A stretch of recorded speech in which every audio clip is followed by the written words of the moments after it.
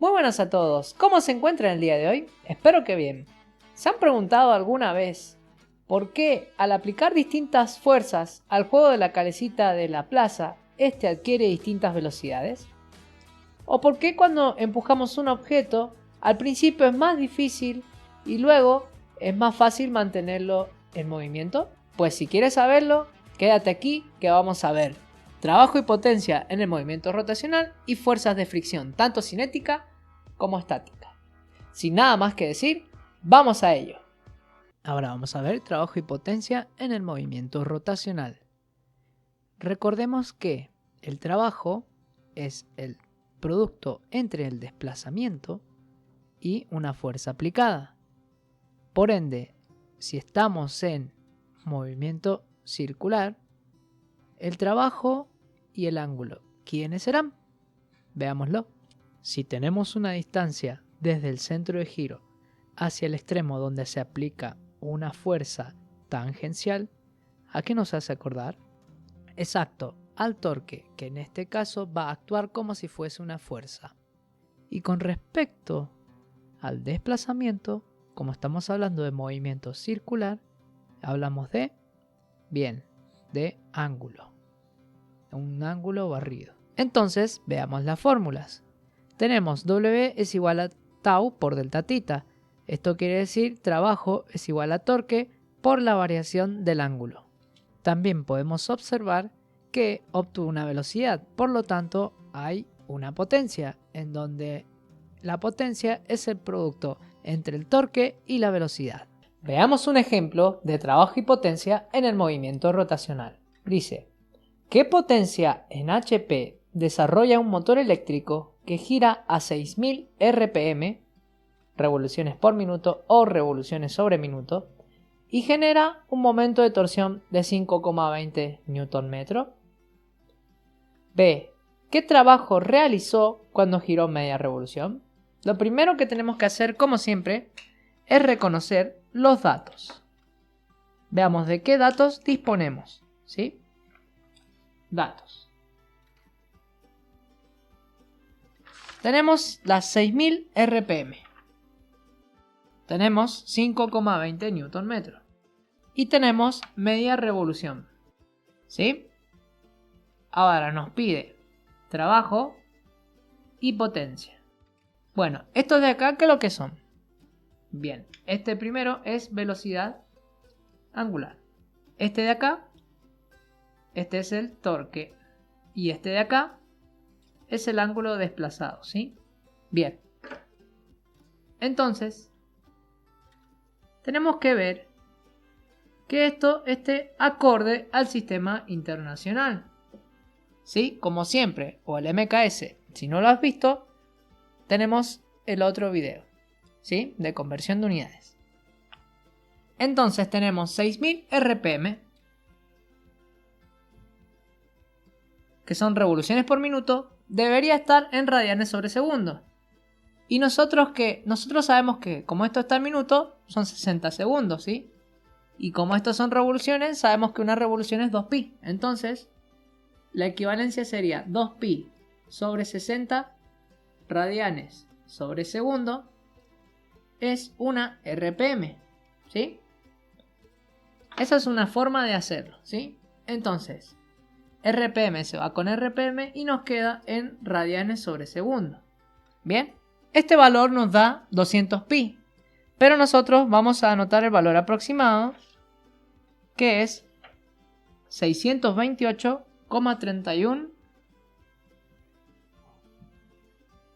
radianes sobre segundo. Como hemos hecho esa conversión, voy a proceder a borrarlo y a poner el valor allá al costado, la equivalencia. Bien, ahora nosotros debemos de ver lo próximo, este de acá, ¿sí? Recordemos que este de acá son 2pi radianes, ¿sí? Recordemos que una vuelta completa son 2pi radianes. Una revolución, ¿sí?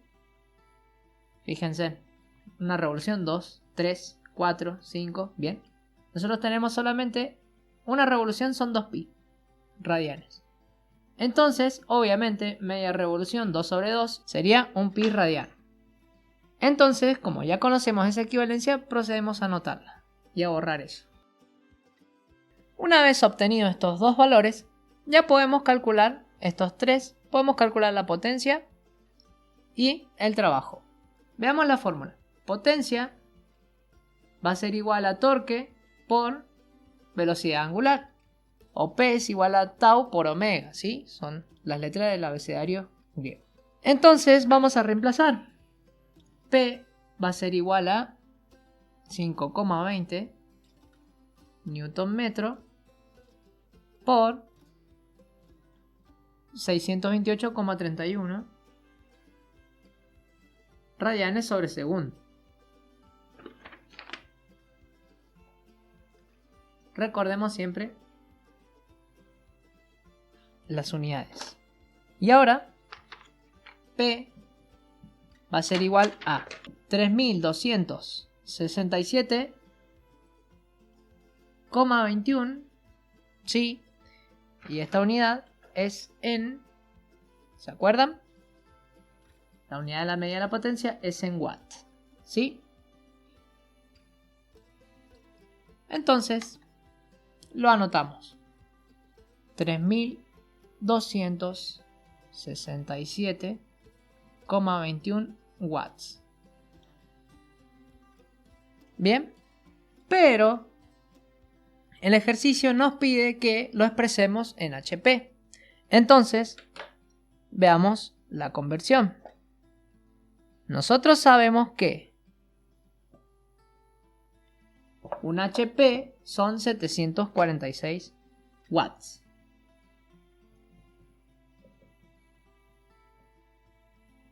Y ahora vamos a proceder a utilizar el método para convertir que ustedes quieran, tanto regla de 3 simple como la que hemos visto anteriormente. Entonces, son 3267,21 watts. Yo quiero que se vaya a watts, entonces pongo la equivalencia acá, 746 watts. Un HP. Nosotros ya observamos acá que se van esas unidades y me quedan HP. Este valor nos da 4,37 HP. Ya obtuvimos el valor que nos pedía. Y ahora, el punto B dice qué trabajo realizó cuando giró media revolución. ¿Sí? Entonces, nosotros sabemos que trabajo es igual a torque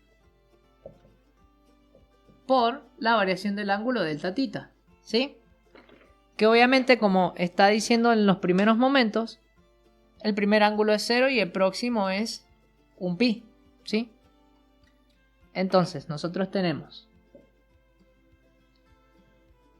trabajo va a ser igual a 5,20 newton metro. No, de vuelta. No va a entrar ahí. Entonces, nosotros tenemos trabajo va a ser igual al torque 5,20 newton metro por la variación del ángulo, un pi radian. Este valor exacto nos da 26 sobre 5 pi. Nosotros vamos a poner un valor aproximado, 16,33, ¿sí? Y la unidad de medida del trabajo, ¿cuál es? El joule. Bien. Perfecto.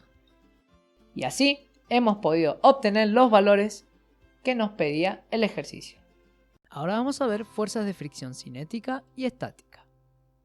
Nosotros tenemos a este objeto, que en este caso es un auto de juguete.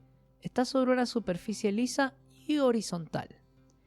Bien, ¿qué fuerzas actúan sobre él? El peso y la fuerza normal. Recordemos que la fuerza normal es aquella fuerza que impide que la superficie se una a la del cuerpo. Ahora, veamos qué ocurre si aplicamos una fuerza horizontal. Al principio aparece una fuerza de fricción estática, la que impide que podamos empujar ese auto, ¿sí? Y es igual al producto entre el coeficiente de fricción estática por la fuerza normal. ¿Sí? Recordemos que este coeficiente depende tanto de la superficie como de las ruedas de este auto. Pero ¿qué ocurre después? Aparece una fuerza de fricción cinética, la cual actúa en el movimiento. Es aquella que impide que el cuerpo se siga desplazando y es igual al producto del coeficiente de fricción cinética por la fuerza normal. Siempre la fuerza de fricción cinética es más pequeña que la fuerza de fricción estática. Aplicando la misma fuerza y cambiando la superficie, podemos ver que varían los coeficientes de fricción, por lo tanto, la fuerza de fricción. Ahora vamos a ver un ejemplo de fuerzas de fricción. Se desea poner en movimiento un auto de 1200 kilogramos que está en reposo mediante una fuerza F. Los coeficientes de fricción entre las ruedas y el suelo son de 1 y 0,8. A. ¿Cuánta fuerza se realiza para poder ponerlo en movimiento? B. ¿A partir de qué valor debe tomar la fuerza para mantenerlo en movimiento? Veamos entonces, como siempre, los datos. El primer dato con el que nos encontramos es 1200 kilogramos. Y el próximo dato 1 y el otro 0,8. Y acá es en donde nosotros debemos de recurrir a la teoría. Si nosotros sabemos que la fuerza de fricción cinética es más pequeña que la fuerza de fricción estática, entonces sus coeficientes también. ¿Sí?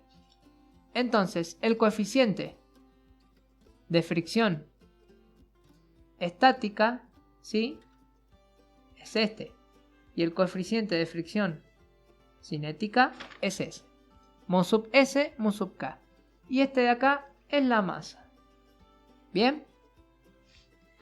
Ahora, veamos el ejemplo, ¿sí?, más de cerca. Discúlpenme, yo no soy Pablo Picasso, pero por lo menos intento hacer un dibujito. Lo mejor que pueda. Acá está. Hacemos este auto de acá, ¿sí? Y yo lo empujo con una fuerza así. Si nosotros pudiésemos ver bajo un microscopio esto, veríamos algo así. Tenemos las ruedas del auto y tenemos la superficie sobre la cual está apoyada. Entonces, cuando nosotros hacemos fuerza acá, una fuerza F, ¿sí?, va a haber una fuerza contraria acá que va a impedir que el vehículo pueda iniciar el movimiento, que la rueda se desplace.